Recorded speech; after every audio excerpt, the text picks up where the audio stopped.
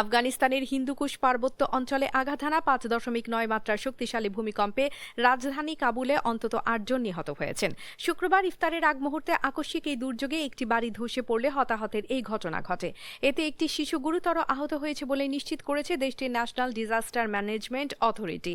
German research centre for Jio sciences জানিয়েছে, ভূপৃষ্ঠ থেকে 177 কিলোমিটার গভীরে ছিল এই কম্পনের উৎপত্তিস্থল। কাবুলের উত্তর পূর্ব দুর্গম পাহাড়ি এলাকায় কেন্দ্রস্থল হওয়ায় ক্ষয়ক্ষতির মাত্রা আরও বাড়ার আশঙ্কা করা হচ্ছে। শুক্রবার রাত 9:13 অনুভূত এই কম্পনে আফগানিস্তান ছাড়াও পাকিস্তান ও ভারতের বিস্তীর্ণ অঞ্চল কেঁপে ওঠে। ইসলামাবাদের রাওয়ালপিন্ডি, পেশোয়ার সহ খাইবার পাখতুনখোয়া ও পাঞ্জাব প্রদেশের বিভিন্ন শহরে তীব্র আতঙ্ক ছড়িয়ে পড়ে এবং মানুষ ঘরবাড়ি ছেড়ে রাস্তায় নেমে আসে। এমনকি ভারতের রাজধানী নয়াদিল্লিতেও শক্তিশালী কম্পন অনুভূত হয়েছে। তবে পাকিস্তানে এখন পর্যন্ত বড় ধরনের কোনো প্রাণহানি বা বড় ক্ষয়ক্ষতির খবর পাওয়া যায়নি।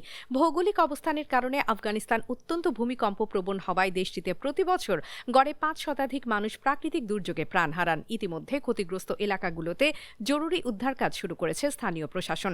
সাম্প্রতিক এই বিপর্যয়ের পর হতাহতের সংখ্যা বাড়ার আশঙ্কা থাকায় দুর্গম এলাকাগুলোতে নজরদারি বাড়িয়েছে সরকারি সংস্থাগুলো। আতঙ্কিত বাসিন্দাদের সতর্ক থাকতে পরামর্শ দেওয়া হয়েছে।